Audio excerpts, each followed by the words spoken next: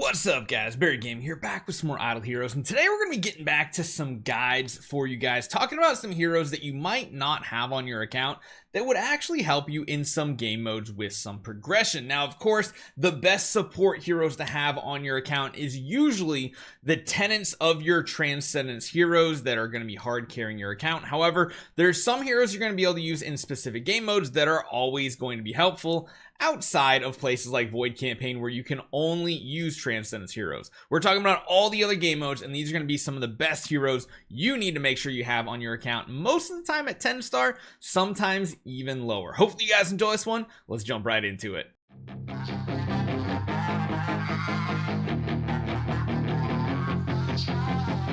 So starting off, we're going to be talking about an Abyss hero that everybody should have at the very least at 9 star, and that is Ignis. The reason why 9 star is important and not necessarily 10 star is because the last ability, her passive that she has, Eternity of the Dragon Soul, that unlocks at 9 star. It reads as follows: when Ignis dies, she will heal the nearest ally, basically the person who's in the front slot, which we'll talk about that here in a second, by 100% of that ally's max HP, not Ignis at a 10 star, but the allies max HP, and increases the allies energy by 100, which is huge, giving them enough energy for an active skill and giving them 100% control immunity, which nowadays there's so much control precision and control immunity offset that's technically not making you completely immune. It just gives you a very good chance. And again, the placement of this Ignis is important. If we just come into any old battle here and I show you guys what we're talking about, essentially what you need to do, and you guys can see we have a ton of just level 100 Ignis on our accounts.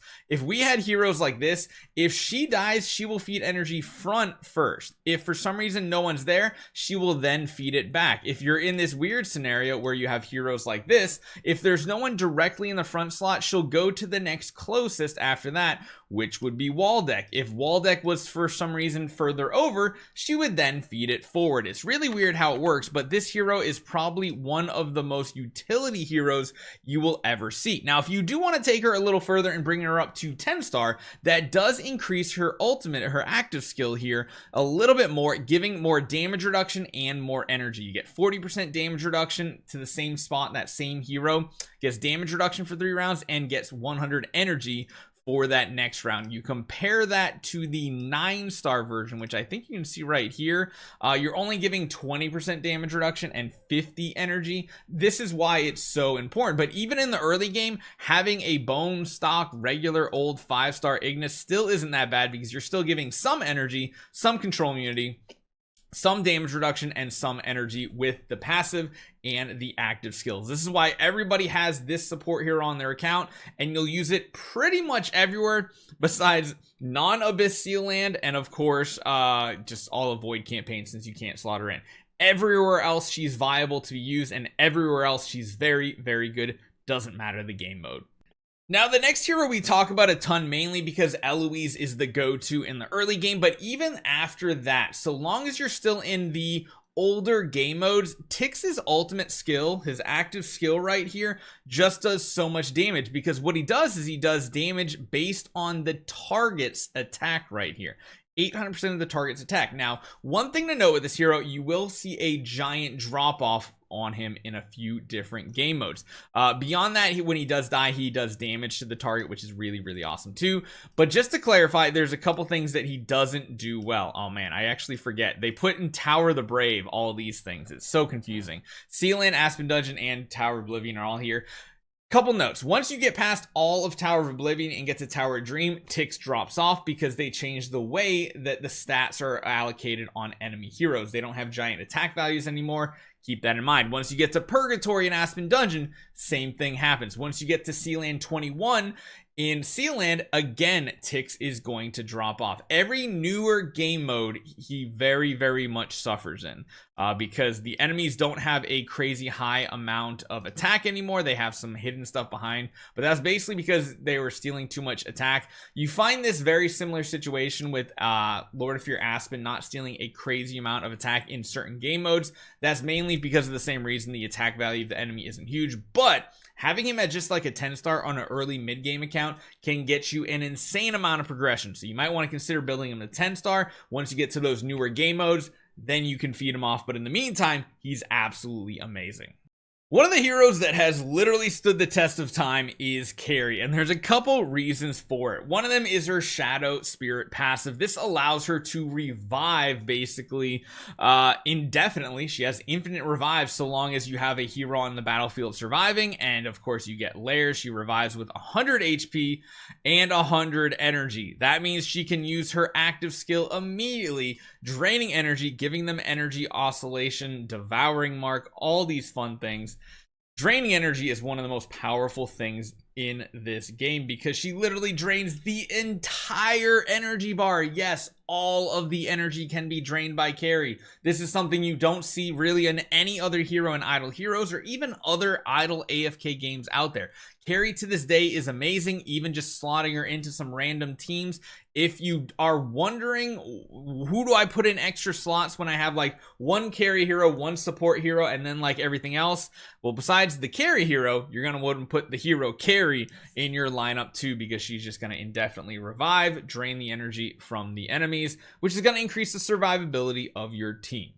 Another Abyss hero that does some amazing things, even if you just have him at 10 star and he immediately dies at the beginning of battle. That right there is going to be Waldeck. Waldeck has an ability called Blood Frenzy. It is a skill effect, and basically when he dies, he bleeds all the enemies for 4 rounds and grants all allies Blood Frenzy 3. This effect is huge because it basically says when the hero granted with Blood Frenzy is attacked by an enemy that is bleeding, and remember he bleeds them all, increases self attack by 12% for 3 rounds and restores 16% of lost HP. Not max HP, just a percentage of the HP that you have currently lost.